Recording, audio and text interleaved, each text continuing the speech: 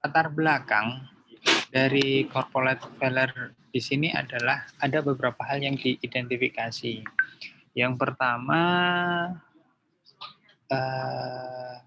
mismanagement, inability to compete, large companies collapse, the need of predicting corporate failure, dan insufficient marketing. Nah, ini hal-hal di belakang kayaknya akan dijelaskan. Nah, yang pertama, apa itu corporate failure?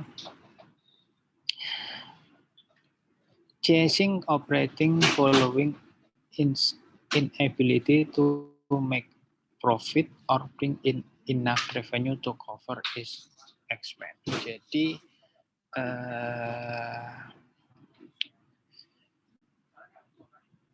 company chasing operation. Artinya apa? Saya nggak begitu hafal ya.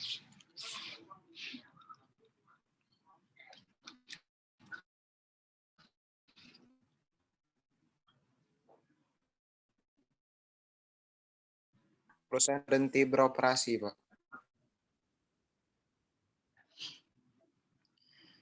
Jadi perusahaan yang berhenti beroperasi karena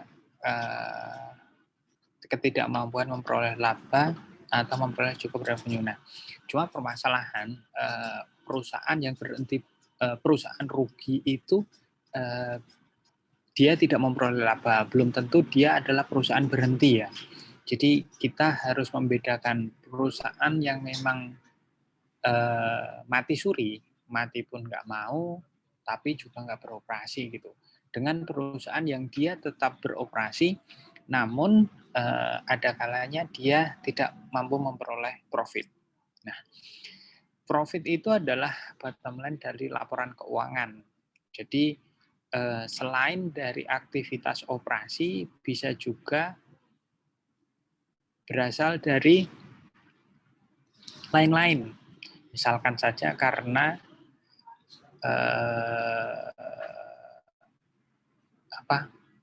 selisih kurs, bayar bunga. Nah, itu kan hal-hal lain di luar aktivitas operasi. Jadi bisa saja perusahaan atau memang perusahaan yang baru berdiri gitu. Contoh perusahaan yang baru berdiri itu misalkan saja biayanya cukup besar untuk membangun suatu perusahaan, belanja capital expenditure. Nah, di periode pertama, kedua, ketiga bisa jadi perusahaan tersebut masih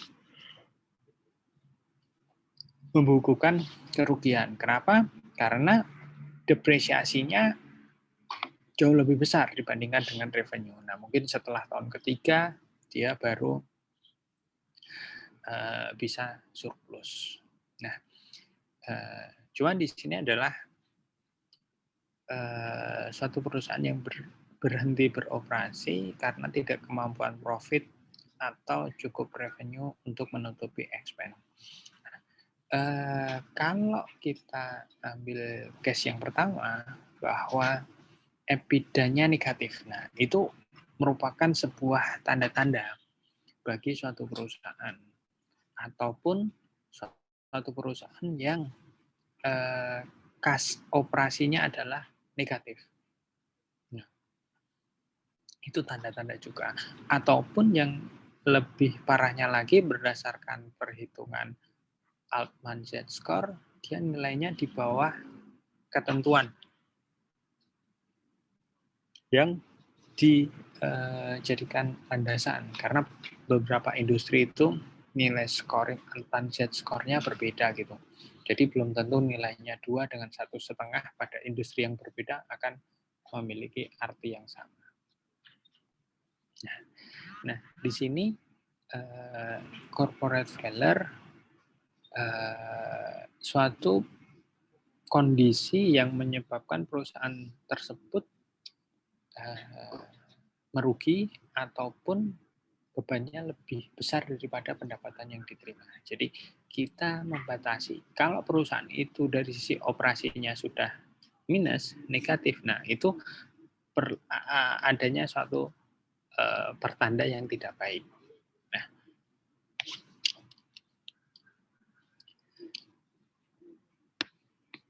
3 simptom dari corporate failure. Nah, di sini adalah low profitability.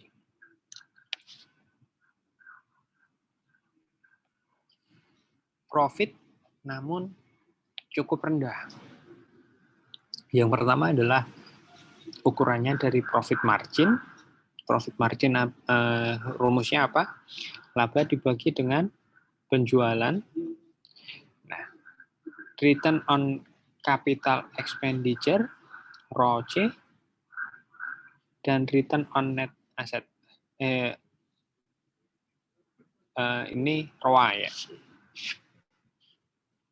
Atau return on capital expenditure itu bisa jadi ROI, return on investment.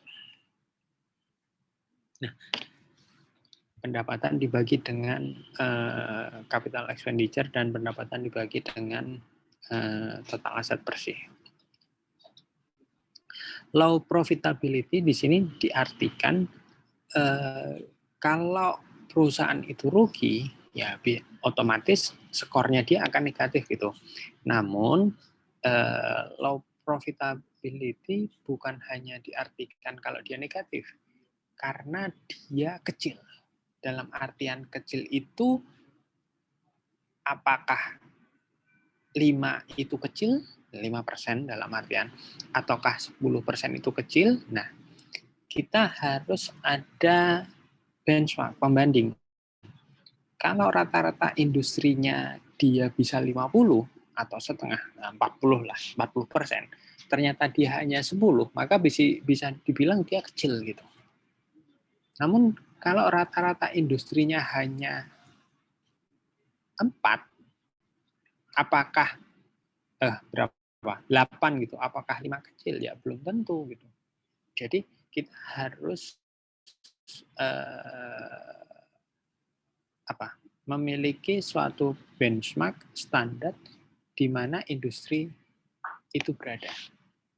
Jadi pada saat kita UTS kemarin kita membandingkan 2 perusahaan yang sejenis. Nah, kalau kita bisa membandingkan perusahaan mana yang lebih baik. Nah, yang selanjutnya kita membandingkan perusahaan tersebut dengan industri akan seperti apa.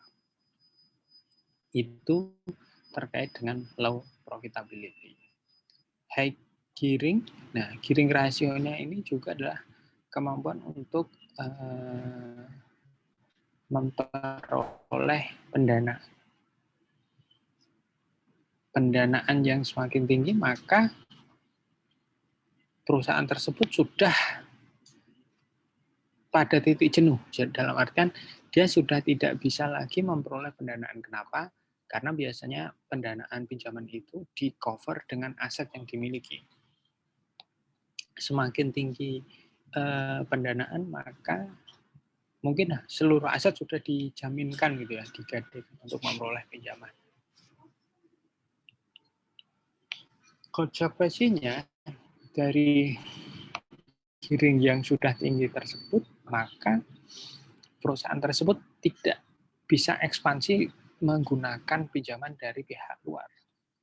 Harus mengandalkan dari RE, return earning atau laba. Nah, kalau labanya juga kecil, maka ya keputusannya perusahaan tersebut adalah menunda pengembangan. Dia akan menyelesaikan dulu lah terkait dengan pinjaman-pinjaman, ditutup, baru memperoleh pinjaman baru untuk aktivitas pengembangan. Yang ketiga adalah low liquidity. Company is stuck on how to pay interest and capital repayment. Suatu perusahaan yang ternyata dia masuk dalam kondisi ini, maka opsinya adalah restrukturisasi kepada kreditor gitu. Restrukturisasi dalam artian menjadwalkan kembali, reschedule ataupun meminta konversi, penjadwalan ulang, terus renegosiasi bunga yang semula 6% turun jadi 5%. Terus konversi ujungnya itu. Nah, di sini ditandai dengan dia adalah default, gagal bayar. Yang harusnya bulan ini bayar 10% nggak bisa. Yang bulan kedua harusnya bayar sudah 20% nggak bisa. Nah, itu low liquidity. Terus yang ketiga, how to pay operational cost. Dia masih kesulitan untuk membiayai operasionalisasi perusahaan, buat gaji karyawan, buat beli material, kesulitan gitu. Dalam situasi tertentu, kalau perusahaan itu perusahaan manufaktur, dia minta pembayaran di muka gitu, karena untuk beli material dan overhead dari produk tersebut. Nah, itu adalah tanda-tanda dari corporate failure.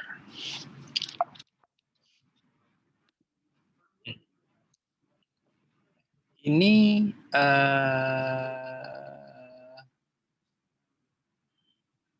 hubungannya terkait dengan profit margin dan low profitability. Dari gambar ini kita dapat mengartikan bahwa untuk meningkatkan, mengurangi dari low profitability, maka kita harus meningkatkan profit margin gitu. Apa yang dilakukan oleh perusahaan, khususnya oleh direksi dan manajer, yang pertama sales, dan kedua adalah innovation dan marketing. Cuma kembali lagi, ini tergantung produknya gitu ya. Kalau memang produknya sudah tidak bisa kompetitif, ya dengan sales bagaimanapun nggak akan membantu penjualan gitu. Dengan inovasi dan marketing dari sisi pemasaran pun dia juga tidak akan membantu. Ujung-ujungnya lagi adalah terkait dengan produk dan jasanya. Jadi bisa dibilang biaya produksi itu kualitas suatu produk tergantung dari biaya produksi gitu.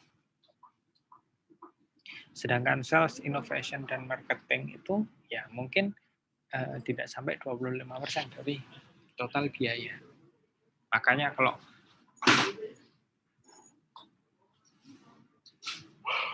suatu perusahaan itu dia menciptakan suatu produk yang sempurna, dalam artian dia perfect gitu, tidak ada cacatnya sama sekali, konsekuensinya ya kalau memang pasarnya terbatas, ya salesnya itu dia harus bagaimana mencari potensial buyer. Jadi berbeda dengan semua orang yang bisa membeli barang tersebut gitu. Ya sekarang ini kan berapapun mahal harga suatu barang tersebut masih ada yang beli gitu kan. Berbeda dengan suatu barang, meskipun barang itu rata-rata di bawah pasar dengan kualitas yang standar, ya nggak semua orang ingin membelinya. Kita contoh lah,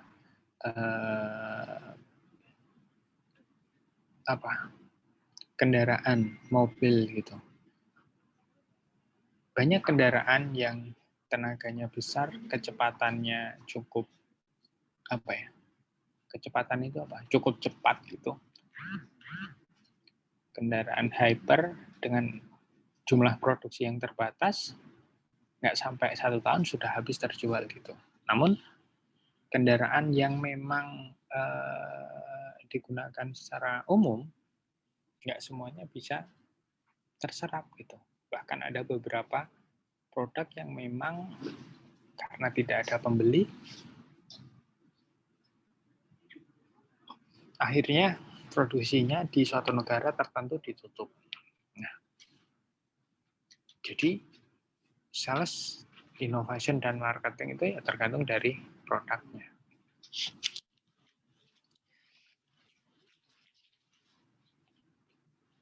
Just a disease identified by certain symptom. Industrial sickness can be identified by following symptom. Nah,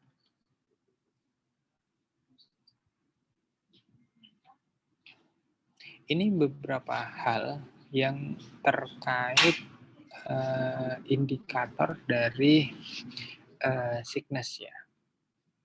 Continuous reduction in turnover, filling up of inventory, continuous reduction of net profit to sales ratio.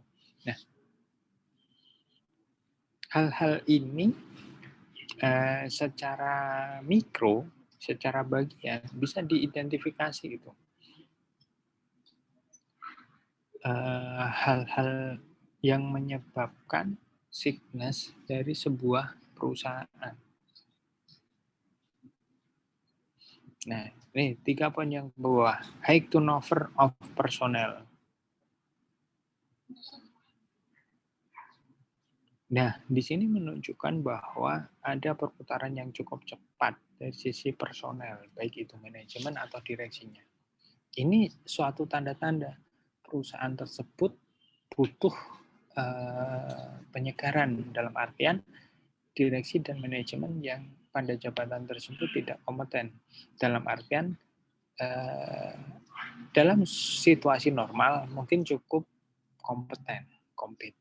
Namun dalam suatu keadaan yang membutuhkan extraordinary, dia belum sanggup gitu.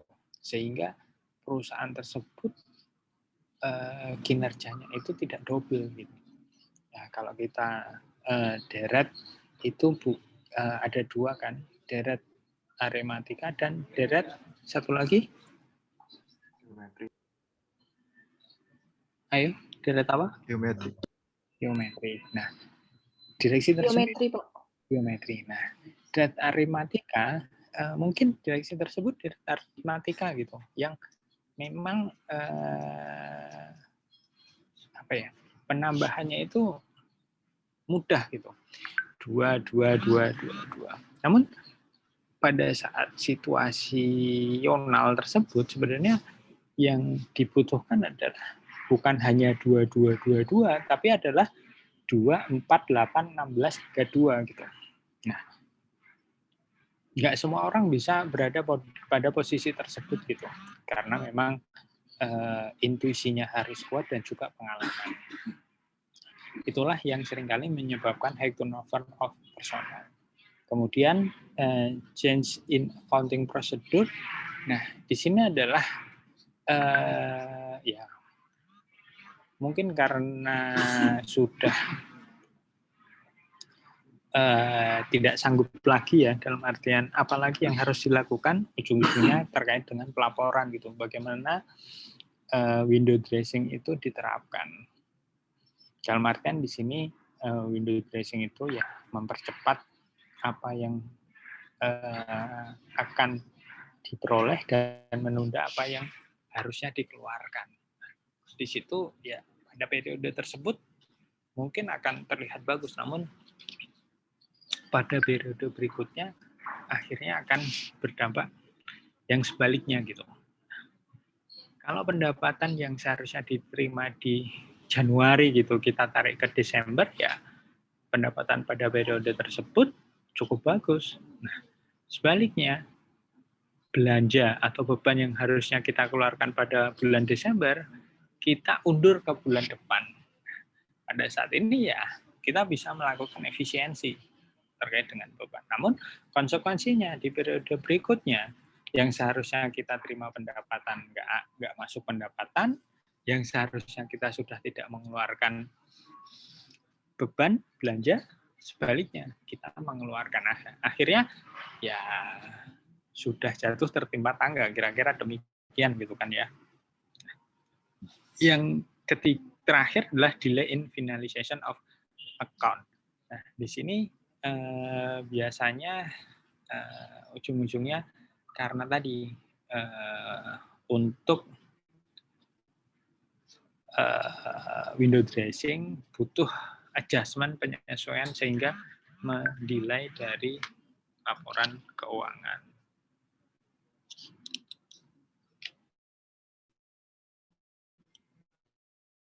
Jadi bagi sampai di sini, silahkan.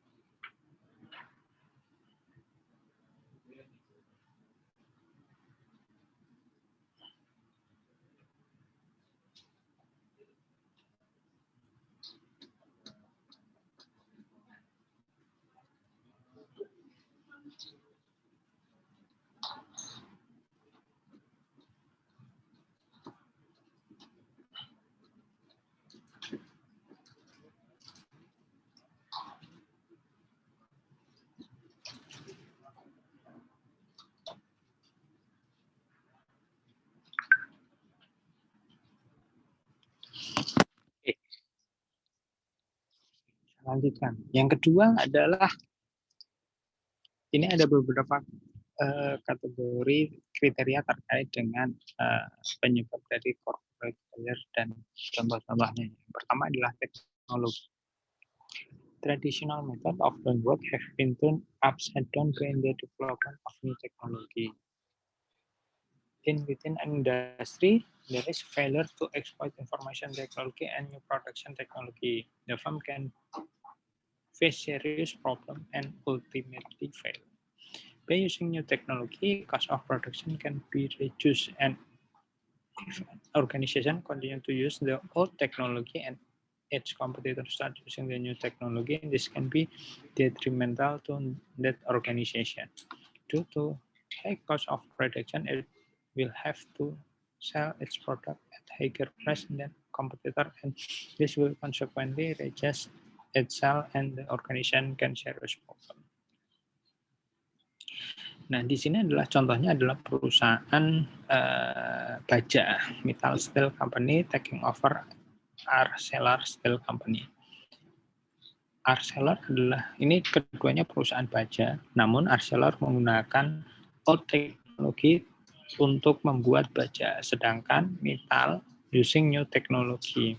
Dan hasilnya, Mittal Steel mampu untuk menjual baja di bawah harga dari yang ditawarkan oleh Arcelor karena low cost of production. Arcelor Steel Company was approaching corporate failure, and luckily Mittal Steel merged with Arcelor Steel Company and become ArcelorMittal Steel Company, thus preventing Arcelor from failure. Nah, teknologi ini adalah sesuatu yang penting, apalagi katanya industri 4.0 gitu ya. di mana-mana segala sesuatunya dilaksanakan dengan teknologi gitu. Termasuk juga birokrasi kita gitu.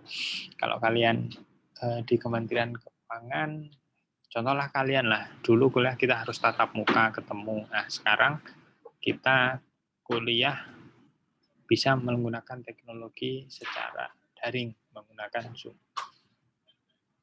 Yang kedua, kalau kita bekerja, sudah banyak pekerjaan yang bisa dilakukan dari remote, dalam artian tidak berada di kantor gitu, dari rumah atau dari tempat-tempat tertentu. Nah, itu teknologi gitu. Suatu perusahaan ataupun institusi yang tidak menyesuaikan teknologi, maka konsekuensinya ada biaya yang mesti harus ditanggung. Pada saat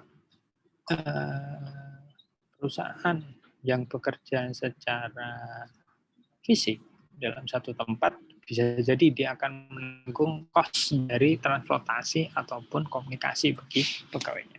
Namun kemudian begitu pekerjaan itu dilakukan secara daring melalui remote, maka biaya transportasi, tunjangan transportasi dihilangkan. Nah, sedangkan tunjangan komunikasi tetap diberikan. Nah, di situ contoh mudah bagaimana ada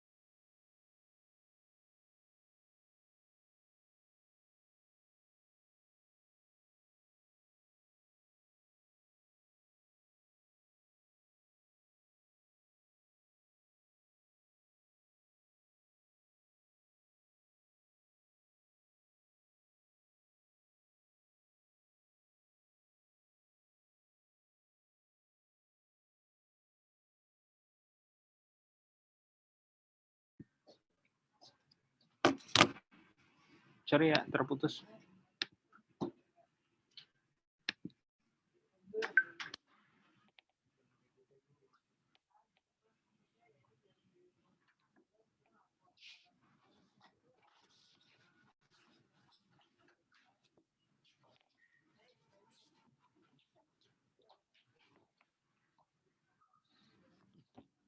Oke. Halo, udah tersambung kembali? Sudah, Pak. Sudah, Pak. Contohnya itu ya, perusahaan. Kalau kita lihat perusahaan-perusahaan industri gitu,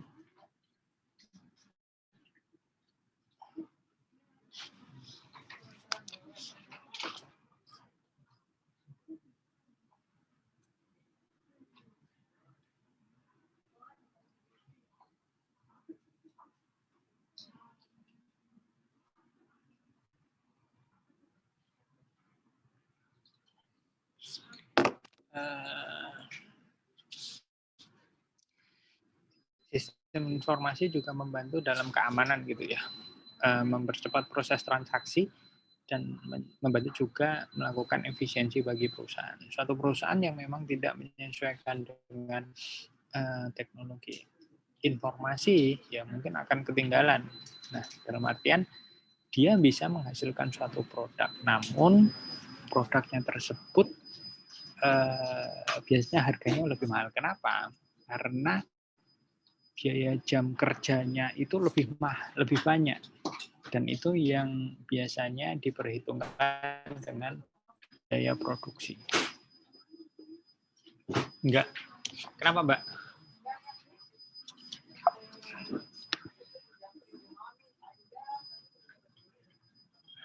Udah dijawab kan? Gimana?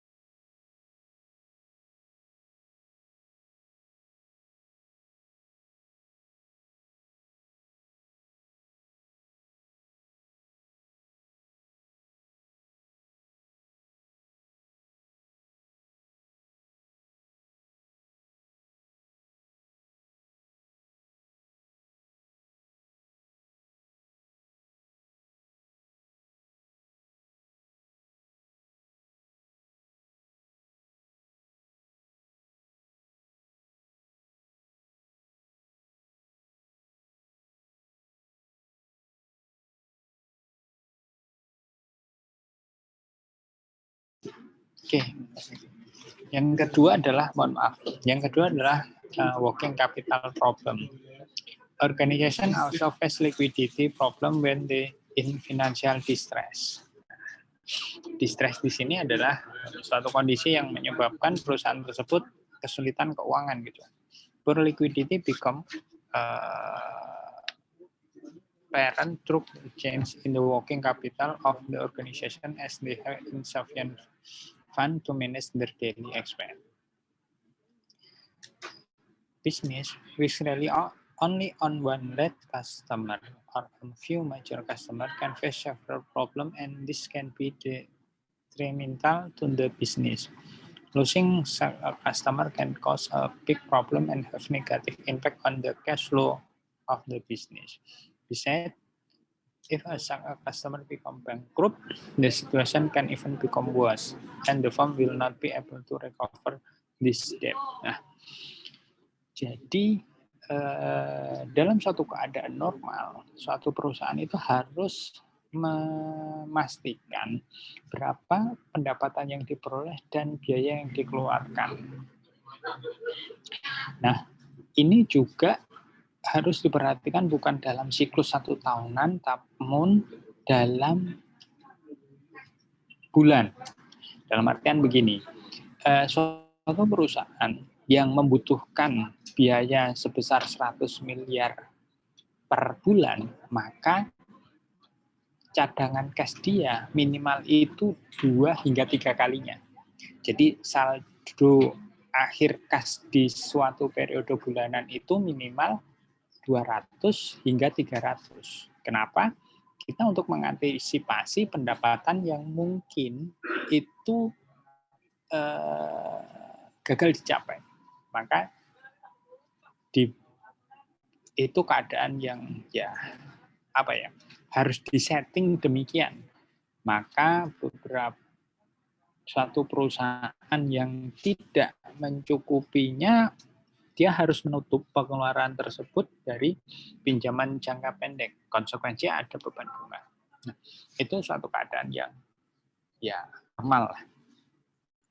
Suatu keadaan lain yang memang perusahaan tersebut sudah mendekati sunset. Pendapatan yang diperoleh lebih kecil dari beban yang dikeluarkan. Bisa jadi beban itu karena beban penyusutan dan beban produksi yang memang sudah cukup besar.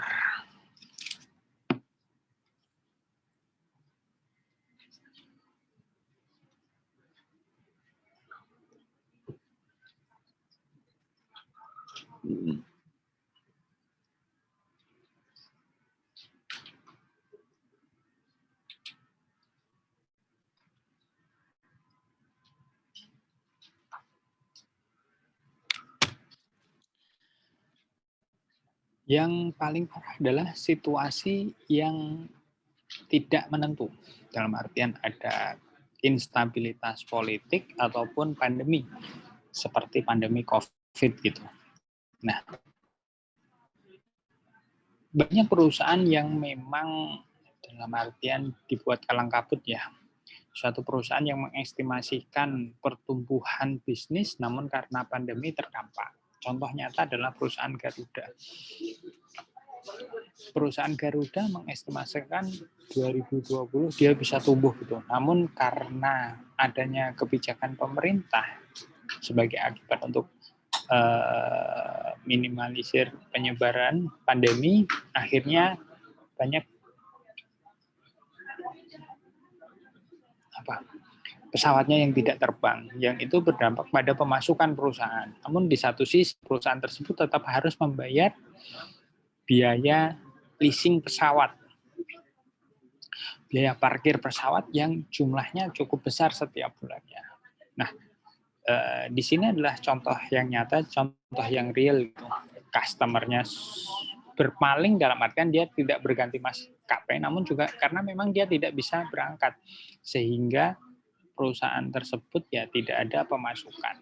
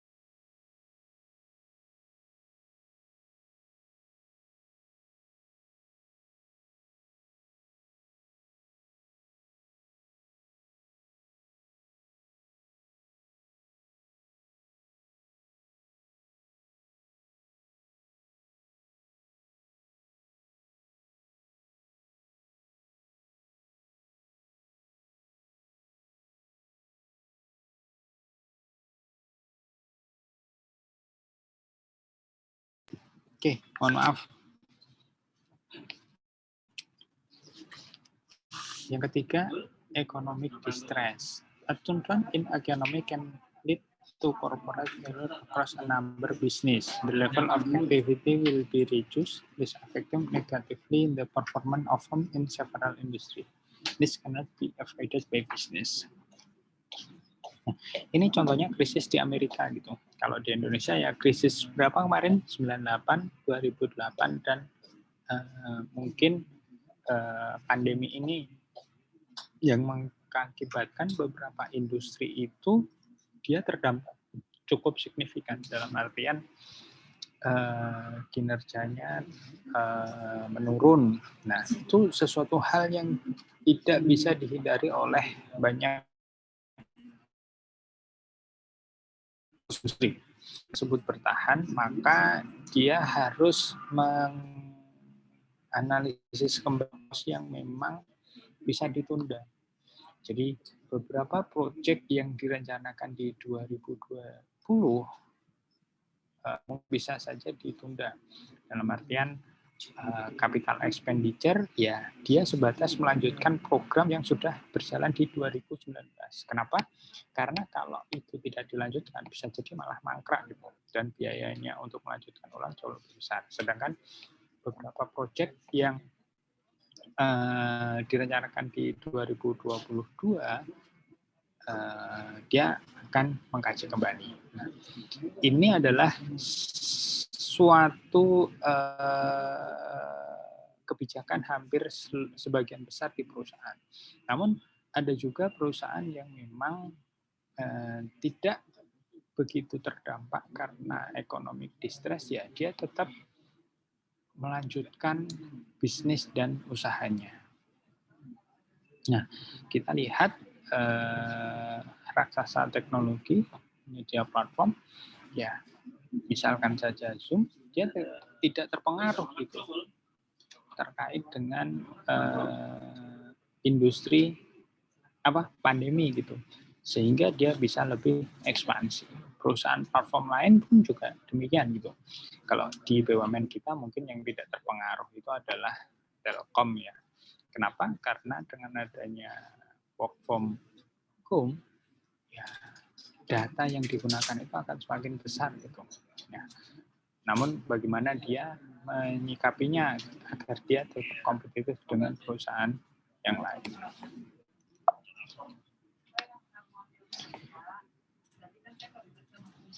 Yang mismanagement,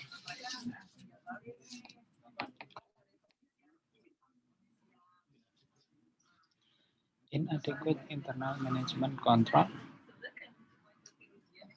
or lack of the managerial skill and experience in the cause of the majority of company failure. Some managers may lack strategic capability, that is, to recognize strengths, weakness, opportunity, and threat of a given business environment. This manager tend to take poor decisions, which may have bad consequences overall.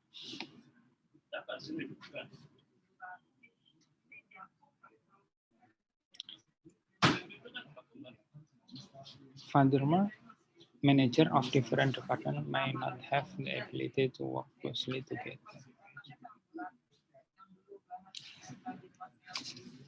There are disparate department objectives. Each department of will work for their own benefit, not towards the goal. Nah, mismanagement ini banyak kasusnya gitu ya, baik di luar negeri maupun di Indonesia.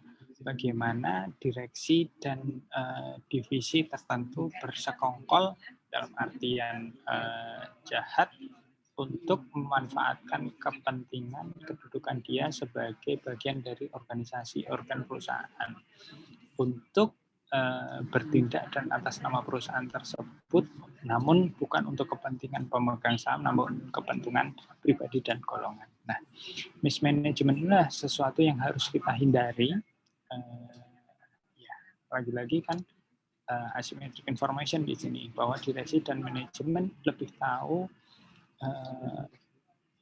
informasi lebih banyak dibandingkan pihak lain. Nah, hal itulah yang menjadi penyebab utama dari mismanagement dari sisi internal gitu ya. Kalau ada mismanagement dari perusahaan, ya bisa jadi dia tidak bisa survive untuk ancaman dari luar. Kelima adalah over expansion dan diversifikasi.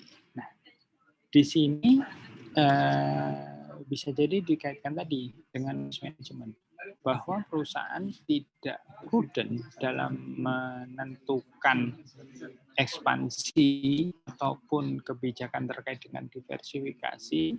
Ya, jadi bukan lagi melihat kepentingan perusahaan ataupun pemegang saham, namun kepentingan ini akan menyebabkan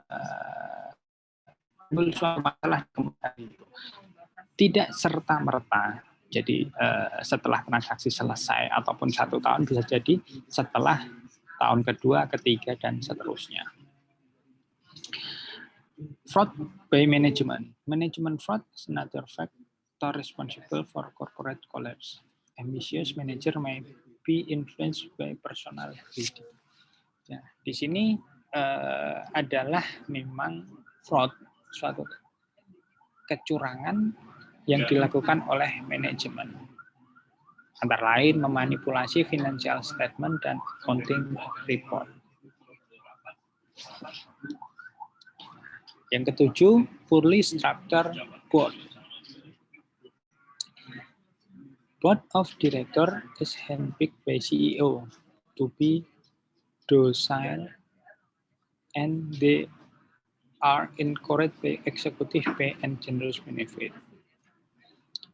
Jadi ada beberapa manajemen yang tidak compete terhadap perusahaan tersebut. Dalam artian dia tidak berlatar background, tidak memiliki pengalaman, dan dia terlalu dominan bagi perusahaan.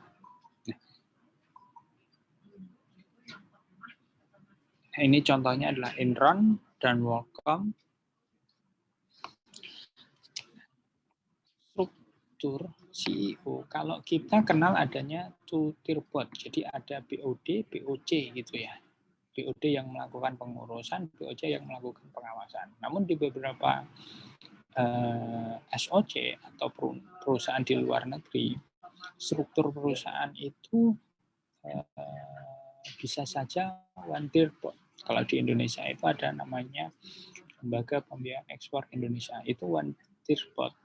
Jadi hanya ada satu struktur yang melakukan pengurusan, namun ada pembagian peran direktur eksekutif yang juga sebagai dirut dari direktur pelaksana dan juga ketua dewan direktur dari dewan pengawas.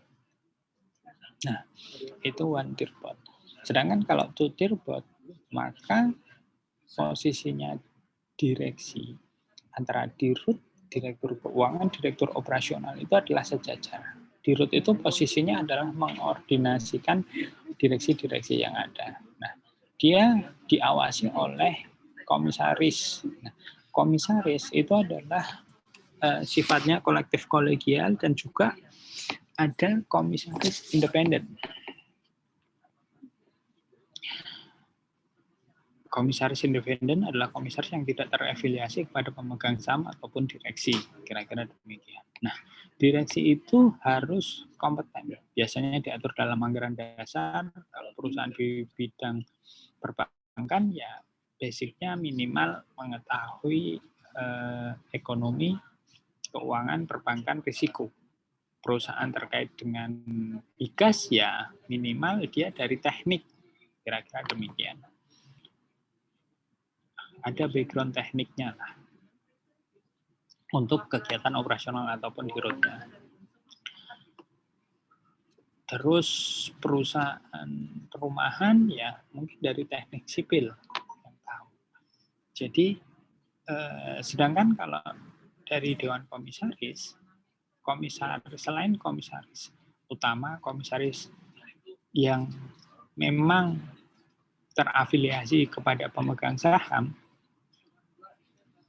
maka ada komisaris independen yang memang tidak terafiliasi langsung. Dia memang dari profesional yang pakar, ahli terkait dengan bisnis perusahaan. Sehingga beberapa insight terkait dengan pengawasan itu bisa lebih spesifik. Kira-kira demikian. Terakhir, financial distress. Nah, di sini ini seperti pada bagian yang di awal, masalah keuangan ini menjadi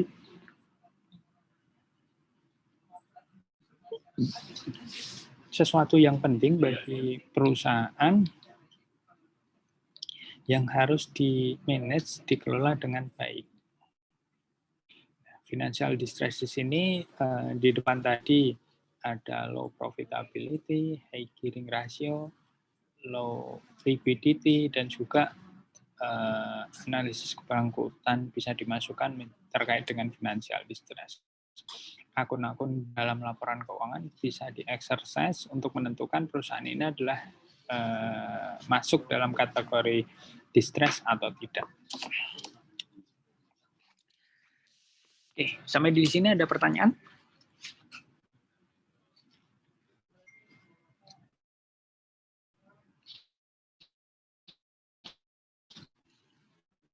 Ada, saya lanjutkan. Bagaimana mencegah dari corporate failure? Yang pertama, appointment non-executive director.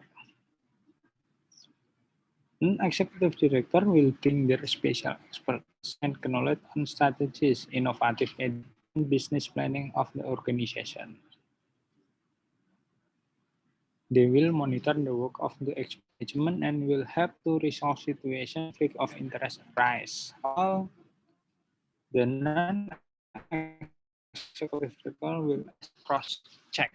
Nah, saya tekankan kembali bahwa non-executive director adalah untuk one board system. Jadi pengurus perusahaan itu hanya ada satu. POC, POD itu digabung. Nah, maka dia bisa non-executive director. Direktur non-eksekutif.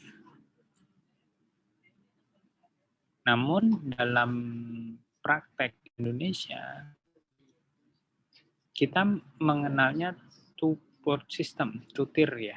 Jadi ada POJ, ada POJ. Yang melakukan urusan itu adalah direktur.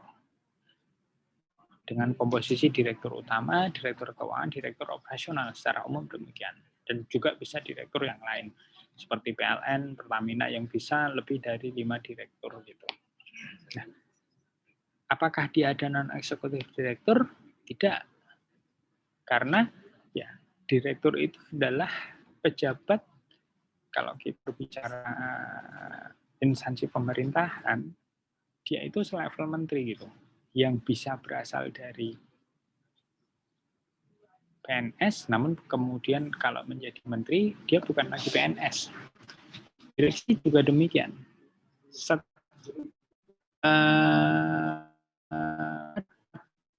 Seorang pegawai itu diangkat sebagai direksi, maka kedudukan dia sebagai pegawai berhenti. Dia berubah statusnya menjadi profesional.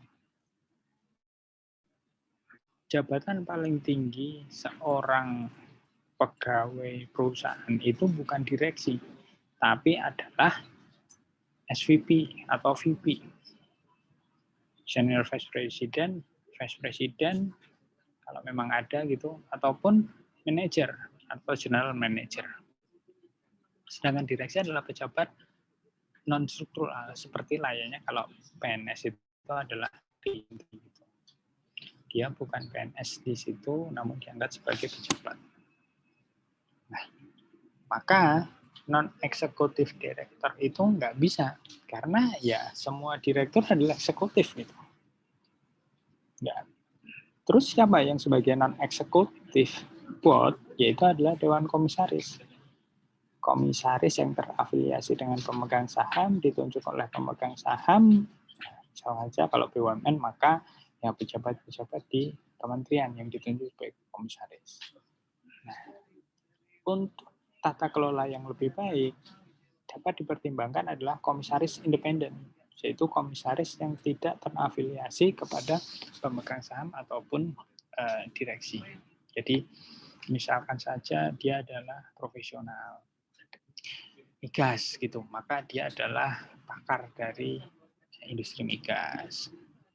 Terus guru besar dari ITB, dari mana lagi. Nah, itu bisa sebagai komisaris independen. Jadi keahlian dia yang spesial dan pengetahuannya dia itu menjadi sebuah insight bagi perusahaan tersebut untuk beroperasi lebih baik. Yang kedua adalah audit komite. Audit komite adalah salah satu organ di bawah Dewan Komisaris. Jadi bukan di bawah Dirut. Dirut itu ada audit internal namanya atau SPI.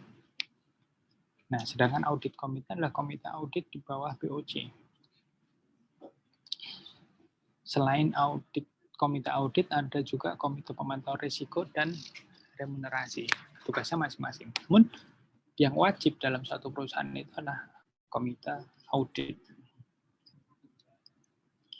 Jadi kalau komite audit itu adalah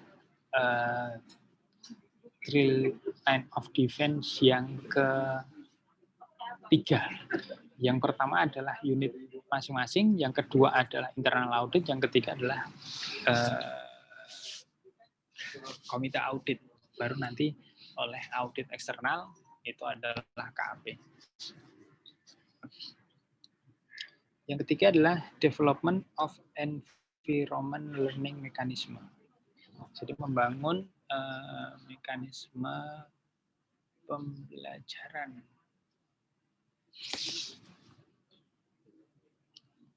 Jadi environment ini menjadi sesuatu yang penting bagi perusahaan. Bagi perusahaan geothermal misalkan saja, sebelum dia melakukan pengembangan di suatu wilayah ada survei Asia, environmental and social initial assessment. Jadi dia mengkaji dulu aspek lingkungan dan sosial sebelum dia masuk. Nah, di situ untuk memetakan apa dan harapan dari masyarakat sekitar. Yang kedua, setelah beroperasi ada namanya pada saat project ada namanya safeguard assessment. Biasanya lender-lender dari multilateral itu mensyaratkan bahwa apa yang dilakukan comply dengan standarnya, safeguard assessment.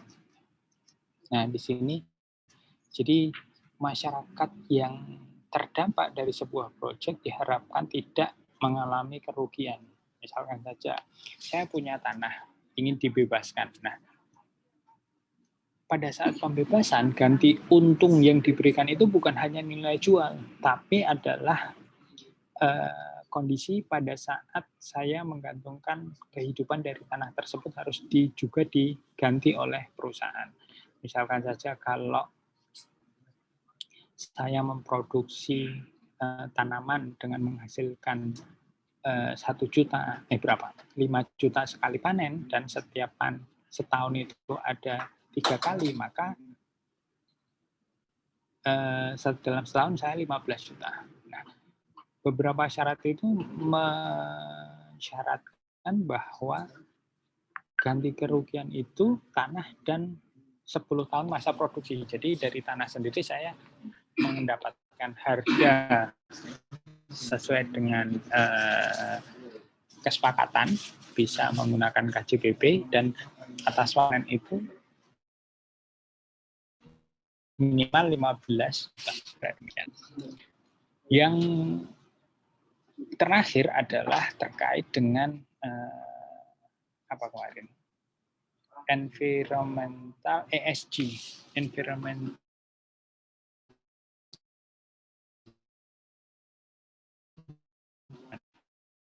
perusahaan itu beberapa perusahaan bisa menggunakan proper gitu ya ke lingkungan kalau itu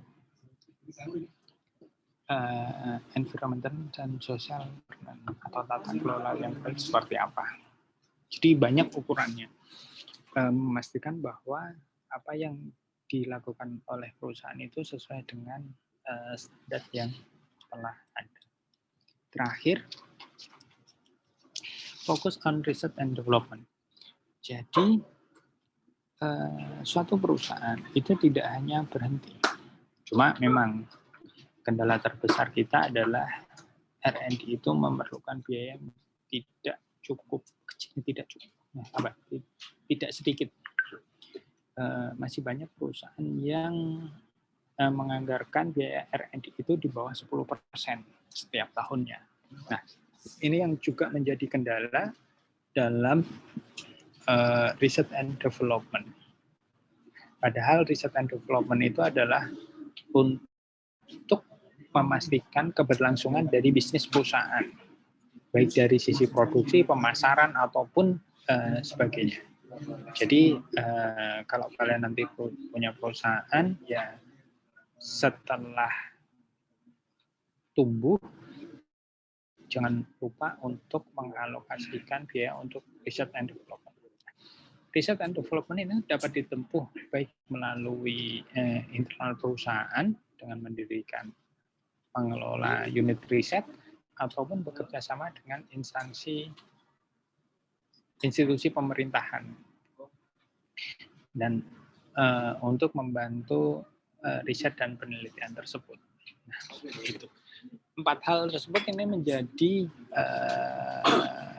suatu kebijakan untuk membantu perusahaan lepas dari corporate failure. Oke.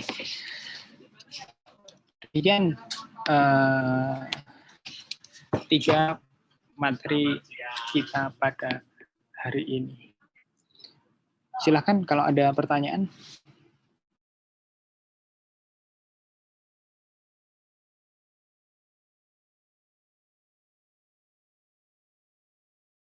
Izin bertanya, Pak.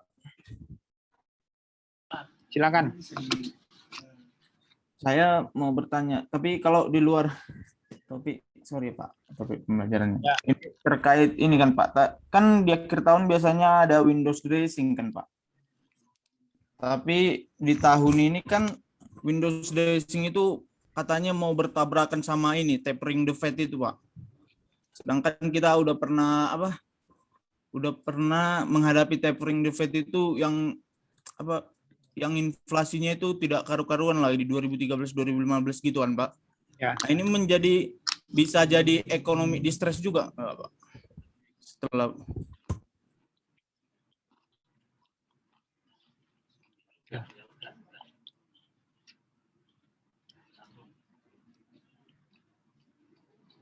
Ya. Tergantung dari skala perusahaan tersebut gitu. Contoh, kalau perusahaan itu marketnya hanya 1% gitu, ya nggak akan mempengaruhi yang lain. Namun kemudian, kalau perusahaan itu adalah pemain utama, misalkan saja keempat perbankan di Indonesia itu melakukan window dressing, ya bisa jadi dia akan mempengaruhi nanti. Dia masuk radar KSSK gitu kan. Adalah sesuatu yang bisa menyebabkan failure dari ekonomi.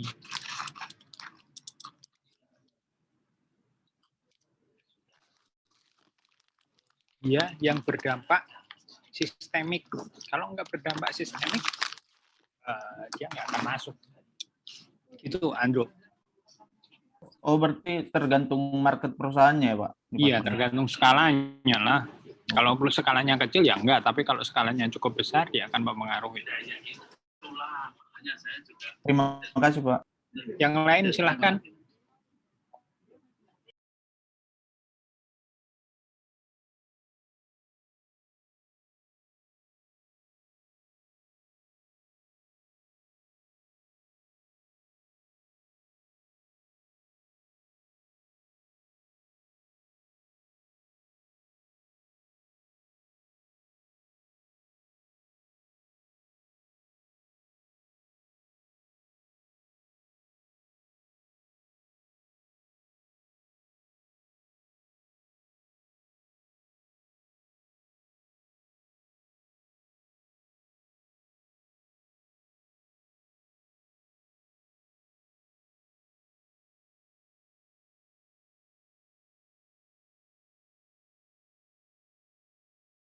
Izin bertanya, Pak. Ya, silakan Farhan. Tadi itu di slide ada yang membahas mengenai customer feedback survey. Nah, Ya. yang ingin saya tanyakan itu sebenarnya seberapa penting ya Pak customer feedback survey ini dalam mengatasi failure ini Pak, corporate failure. Nah, kemudian untuk penerapannya sendiri itu di BUMN di Indonesia itu apakah sudah maksimal Pak terkait dengan customer feedback survey ini Pak? Terima kasih Pak. Jadi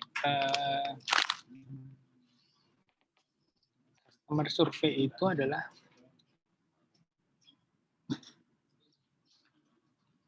sesuatu yang wajib atau tidak itu tergantung dari skalanya perusahaan. Sesuatu perusahaan yang memang dari sisi tata kelola itu dia sudah levelnya 9 dari 10, maka customer survey itu sesuatu yang wajib itu.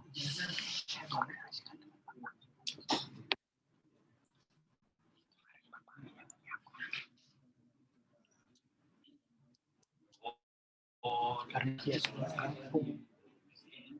Surat-surat itu kan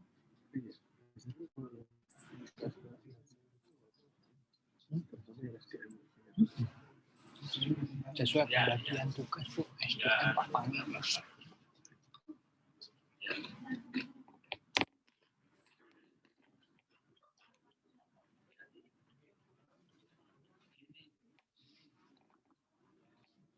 Sorry. Jadi sesuatu yang wajib artian kalau dari si skor tadi ya 9 dari 10 maka dia itu wajib melakukan survei gitu. Customer itu adalah sesuatu yang harus menjadi perhatian. Jangan sampai nanti ada komplain dari customer itu nggak menjadi concern. Customer Satisfaction Index itu juga kita melihat kalau di pemerintahan itu survei kepuasan layanan gitu ya. Survei dengan IPP gitu. BPPK juga dengan IPP gitu.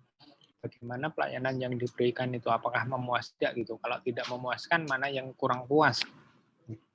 Perusahaan juga demikian. Bagaimana customer itu menjadi salah satu pilar yang harus dijaga gitu. Kalau ada suatu customer yang merasa tidak puas, maka dia pasti akan selalu dicari di mana sih kurang puasnya gitu. Nah, dari sisi customernya sendiri kan banyak kan yang memang berhubungan. Misalkan saja kalau saya berbicara merek Samsung gitu, dari sisi mana merek customer Samsung itu tidak puas? Dari sisi transaksinya, dari sisi penanganan klaim garansi, dari sisi update-nya, dari sisi informasinya. Nah, hal-hal itu bisa konfirmasi kepada customer untuk perbaikan. Ujung-ujungnya perbaikan ini memerlukan riset ya dari sisinya perusahaan tersebut. Itu. Farhan. Ada tanggapan? Dapat dipahami Pak. Sudah jelas Pak. Terima kasih Pak. Yang lain? Izin bertanya Pak. Ya. Terkait yang direktur non eksekutif tadi Pak, itu dalam sistem pemerintahan kan selain eksekutif ada yudikatif dan legislatif gitu ya Pak. Apa maksudnya direktur non eksekutif fungsinya seperti itu gitu Pak? Beda. Direktur non eksekutif itu dalam artian dia yang bertanggung jawab penuh terhadap operasional perusahaan. Sedangkan direktur non eksekutif kalau kita berbicara one board system, dia sisinya adalah insight aja, memberikan rekomendasi terkait dengan apa yang diputuskan oleh direktur eksekutif. Jadi ini berbeda dengan tataran pemerintahan ya, ada eksekutif, legislatif, yudikatif, itu berbeda. Eksekutif di sini dia lebih kepada yang dia memiliki kekuasaan untuk memutuskan mengelola perusahaan. Saya memutuskan Radit ke mana, Ibu kemana gitu. Nah, sedangkan non eksekutif itu lebih kepada enggak, Radit pada tanggal apa, dia itu lebih ahli ke poin B bukan ke poin A, kira-kira demikian. Nah, tapi kembali lagi yang memutuskan adalah direktur eksekutifnya. Itu Jadi kalau maaf Pak, jadi one quote system. Ya. semacam kayak penasihat gitu ya Pak? Iya, jadi kayak pengawas lah kalau itu dewan komisaris tuh.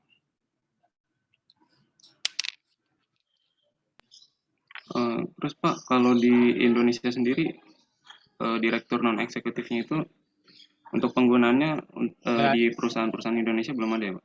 Enggak, jadi kita lebih kepada two board system. Jadi ada BOJ, ada BOD yang memisahkan kewenangan eksekutif dan kewenangan supervisor pengawas. Jadi kalau kita berbicara direktur non eksekutif dalam literatur, kita identikan dia lebih kepada komisaris independen. Seperti itu.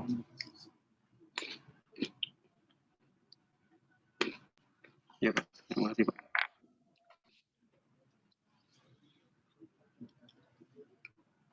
Yang lain?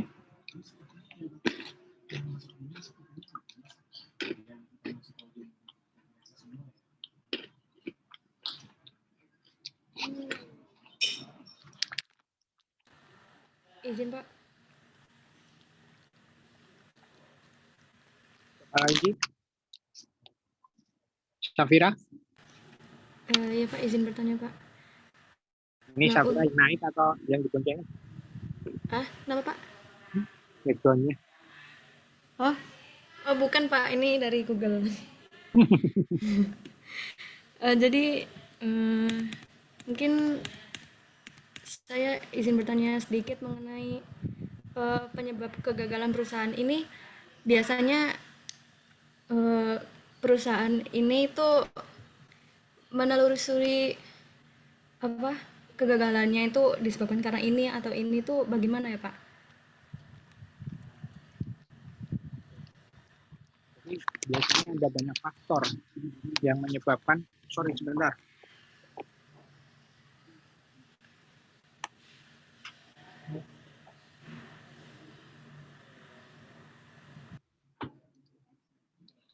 Ada banyak faktor yang menyebabkan. Cuma ujung-ujungnya biasanya dari mismanagement atau over ekspansi. Yang pertama mismanagement sendiri. Mismanagement, fraud, over ekspansi. Mismanagement itu bisa jadi karena ada pemilihan sebuah manajemen yang tidak kompeten. Dalam artian seharusnya dia memiliki background terkait dengan keuangan, finance, tapi ternyata bukan fin atau keuangan, sehingga justifikasi yang bersangkutan, intuisinya bersangkutan itu tidak pas gitu ya. Ya beda lah antara Safira yang belum menikah dengan kakaknya atau orang tuanya yang pernah menikah, pasti intuisinya berbeda, kira-kira demikian. Nah, saya mengibaratkannya demikian. Nah, orang yang memiliki basic keuangan, memiliki pengalaman, pasti dia akan memiliki intuisi gitu. Sama seperti seorang penjahat, pasti dia akan memiliki intuisi penjahat. Nah, itu yang pertama. Yang kedua adanya fraud. Dia seolah-olah ingin direksi itu, jabatannya itu terbatas 5 tahun. Kalau diperpanjang, diangkat kembali 5 tahun. Jadi hanya 10 tahun. Jadi belum pasti, 5 tahun kedua itu belum pasti. Maka dia memanfaatkan kedudukannya untuk sesuatu yang curang ya, untuk kepentingan sendiri. Nah, dari fraud tersebut, maka skenario kan over ekspansi. Dia selalu propose bahwa investasi ini menguntungkan. Kebijakan ini adalah yang paling tepat untuk perusahaan. Bangun gedung, beli tanah, tapi tanah yang dibeli milik saudaranya. Nah, itu kan akhirnya lagi over ekspansi yang belum tentu di sana memilih target sesuai dengan perusahaan. Nah, 3 hal tersebut yang biasanya timbul dari corporate failure. Nah, sedangkan yang lain-lainnya, seandainya saja 3 hal tersebut tidak ada, sebenarnya itu bisa diatasi gitu. Financial distress, ekonomik, nah itu semuanya bisa diatasi kalau memang 3 hal tersebut nggak ada. Karena apa? Banyak perusahaan lain yang mungkin terdampak. Tapi kalau lagi-lagi kalau udah di dalamnya demikian, ya sudah. Itu Sabda. Baik, Pak. Terima kasih, Pak. Yang lain?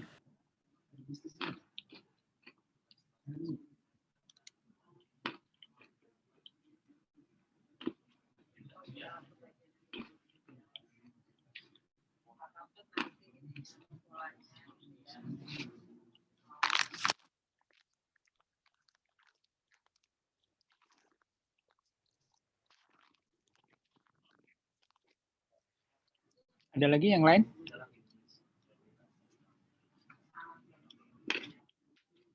Izin bertanya, Pak. Ya, Indah. Gini, Pak, tadi kan ada dijelaskan bahwa banyak organisasi itu mengalami kesulitan atau kegagalan karena gagal menilai proyek investasi dengan hati-hati. Nah, itu maksudnya gimana, Pak? Terima kasih, Pak.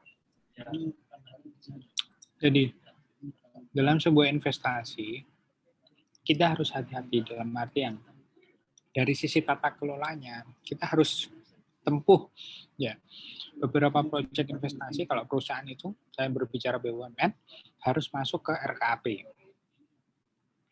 Untuk masuk bisa ke RKAP itu yang pertama dari sisi keekonomian masuk, dari sisi keteknikan masuk. Teknikan ya kalau itu terkait dengan minyak dan gas ya harus dari sisi itu masuk, dari sisi panas bumi itu masuk, dari sisi misalkan saja pembangkit itu dari sisi keteknikan ya masuk. Contoh gini, pada saat kita mau bangun PLT mikrohidro, pembangkit listrik tenaga air, ya jangan cari di daerah pantai gitu. Kenapa? Ya debitnya kecil. Karena harusnya di daerah pegunungan. Kira-kira demikian kan. Kalau kita ternyata di daerah pantai dari sisi keteknikan nggak masuk gitu. Terus mau kita bangun PLTP, ternyata kita bukan di daerah patahan gunung berapi. Misalkan saja di Kalimantan. Ya dari sisi keteknikan ya ada potensi geotermal di sana, tapi berapa? Kecil. Kira-kira demikian. Atau enggak kalau kita mau bangun PLTP, tapi di mana? Di Jogja. Di Jogja enggak ada gunung berapi gitu. Masa iya bangun PLTP di Jogja? Nah, terus yang kedua, dari sisi keteknikan sudah masuk ke ekonomian. Ini proyek ini berapa dan butuh investasi berapa sehingga IRR kita itu berapa. Nah, itu perlu dikaji. Keteknikan udah, keekonomian sudah, masuk ke RKAP. Pada saat eksekusi di RKAP, lagi, ini sumbernya dari mana? Pembiayaannya internal, eksternal, eksternalnya dari mana? Pinjaman, obligasi, atau multilateral.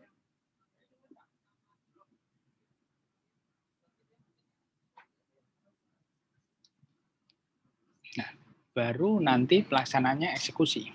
Pada saat eksekusinya itu, kita harus, kalau memang harus tender, ya harus tender. Jangan ditunjuk seseorang yang kita kenal. Itu. Terus dalam sisi mekanisme pertanggung jawabnya seperti apa? itu kalau kita ternyata salah langkah pada saat kita menentukan keekonomian sudah masuk ya, disetujui, berarti kan tinggal eksekusi oleh direksi. Pada saat kita ternyata memilihnya dari pinjaman perbankan, misalkan saja kita tunjuk bukan bank non-himbara gitu karena kita kenal dengan pimpin perusahaannya, ya itu sudah nggak tepat gitu. Karena bisa jadi itu menguntungkan pihak lain. Terus kemudian pada saat tender pengadaan, ternyata kita menunjuk yang bukan kompeten. Nah, akhirnya juga meskipun dalam sisi RKP-nya sudah proper, sudah prudent, ternyata dalam tatanan pelaksanaannya nggak sesuai. Nah, itu juga bisa menyebabkan corporate failure di kemudian hari. Itu Mada Indah. Siap, terima kasih Pak. Jadi prudent itu bukan hanya dari sisi pengalokasian anggaran, namun juga dari sisi pelaksanaan gitu. End to end-nya itu seperti apa. Terus termasuk juga nanti pada saat operasinya, jangan sampai begitu proyek udah bagus, nggak disediakan sumber daya manusia yang kompeten, akhirnya harusnya proyek tersebut maintenance baru tahun kelima, ternyata tahun kedua udah maintenance. Gitu. Yang lain silahkan.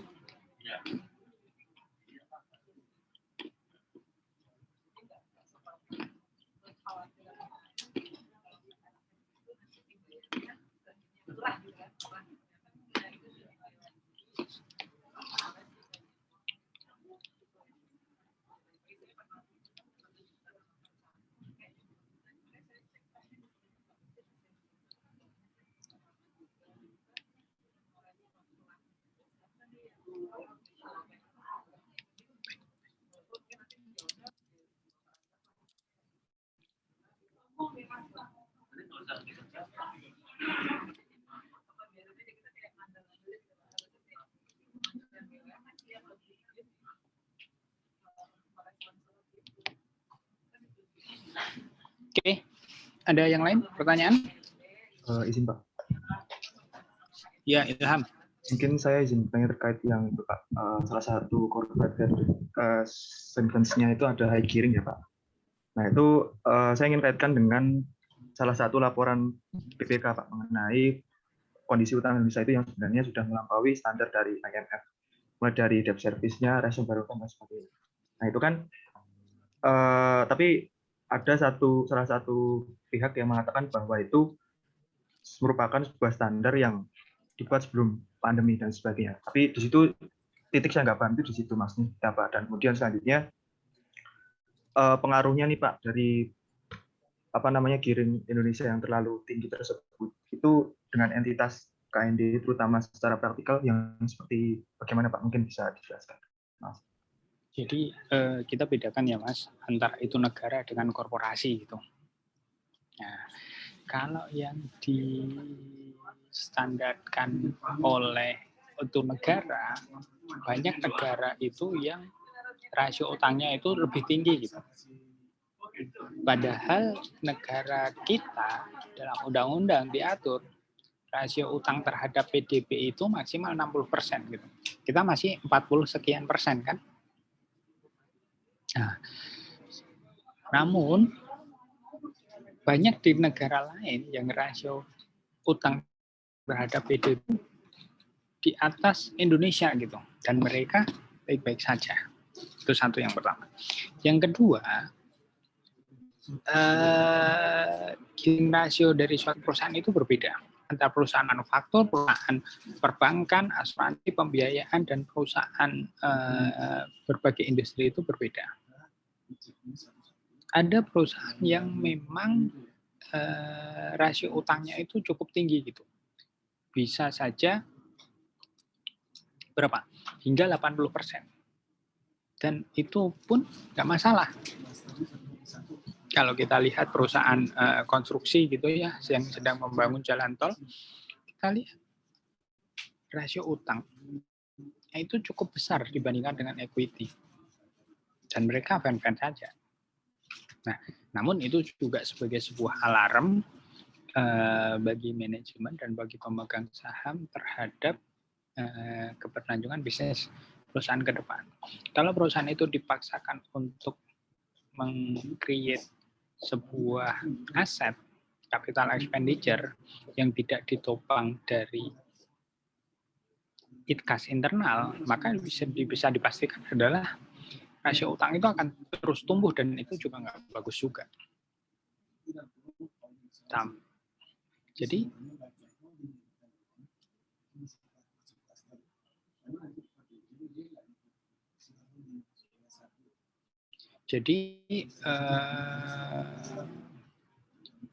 kita harus bisa memilah antara korporasi dengan negara. Antara korporasi sendiri, kalau yang berdampak langsung, ya utangnya, kita ingat bahwa utang BUMN bukan utang negara kan. Nah, seperti itu. Jadi utang BUMN ya tanggung jawab BUMN itu sendiri. Itu Mas Ilham.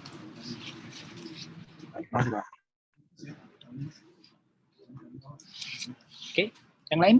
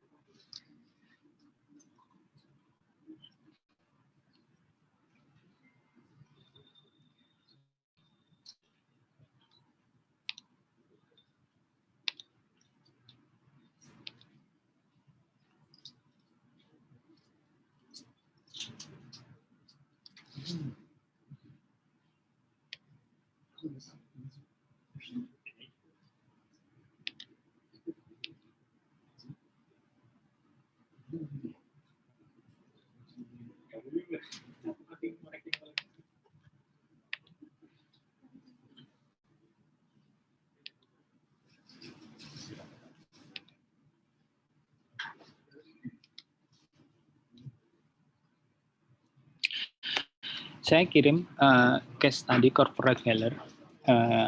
Kalau tidak ada pertanyaan lagi, kalian kerjakan hari ini. Kita diskusi kelompok aja ya.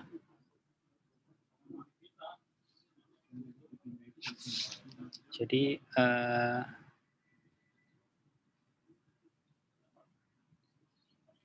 kerjakan kelompok sesuai kelompoknya. Besok kita coba akan diskusikan bersama. Saya berikan kesempatan ke dua kelompok untuk presentasi.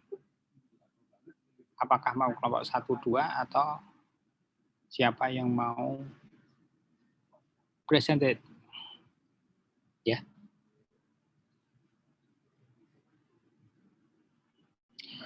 Untuk laporan keuangan sepertinya susah diakses, namun bisa kalian cari di media gitu, di internet.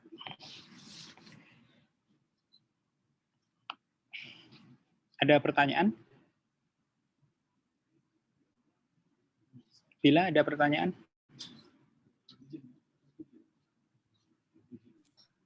Itu berarti presentasinya besok ya, Pak? Iya, kalian kerjakan dulu. Nah, sejam cukup kok untuk mengerjakan. Tadi terkait dengan pertanyaan Safira juga. Kita tinggal dari case yang ada, kita memetakan kelompok-kelompoknya gitu.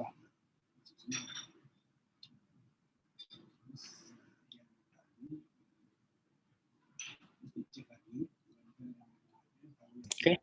Pak, kalau langsung di breakout room gimana? Saya tadi kelempar ya. Kayaknya yang hostnya siapa ini? Oh, sebentar, Pak. Saya, Pak. Nah, kamu.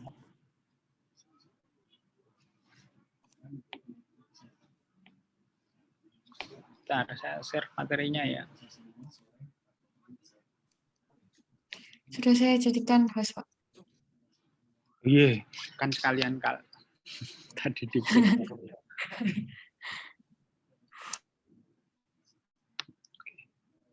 Berapa roomnya? 6. Udah. Tuh, udah ada 6 room. Silahkan siapa yang mau masuk ke 1, 2, 3, 4, 5, 6. Bila minta tolong print screen dulu dong buat absen atau yang lainnya. Pak.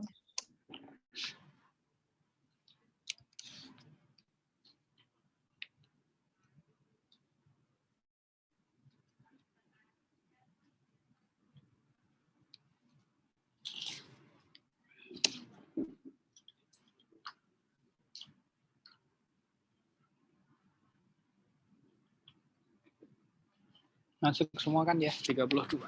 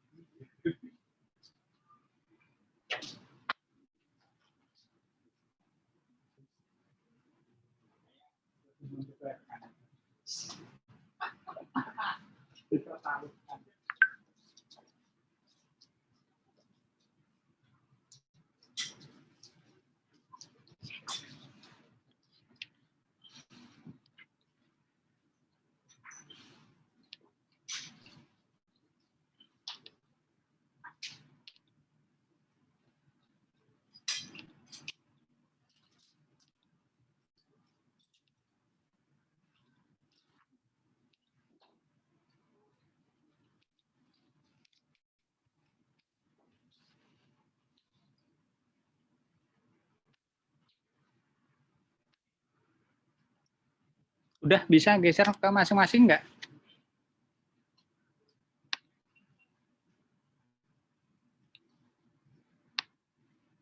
Atau harus saya assign ya? Iya Pak, bapaknya yang Aduh. bisa ke breakout. Kelompok 1 siapa? Izin Pak, mungkin bisa dibuat beberapa room saja biar masuk sendiri-sendiri Pak. Udah. Belum ada Pak. Belum di open mungkin Pak. Ya. Sorry. Udah. Nah ini udah Pak.